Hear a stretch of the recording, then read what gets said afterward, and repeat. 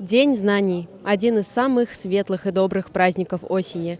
Мы находимся в лицее БГУ. Сегодня здесь пройдет знакомство ректора со студенческим активом первого курса. На мероприятии царила торжественная атмосфера. В адрес студентов прозвучала напутственная речь ректора БГУ Андрея Короля. Надеюсь, что мы увидим новых молодых ученых, мы увидим новых молодых кандидатов наук, докторов наук, но это все будет, наверное, чуть позже. Сегодня очень важный, значимый день для всех вообще нас. От имени студенческого актива с приветственным словом выступил председатель студенческой ассамблеи БГУ Артур Кондратенко. В праздничной обстановке первокурсникам были вручены значки с гербом БГУ.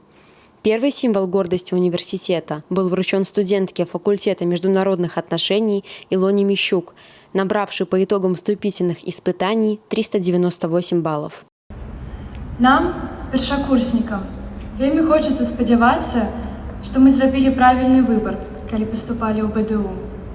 І мы вельмі шчаслівыя, бо зараз можам называцца студэнтамі Беларускага дзяржаўнага універсітэта.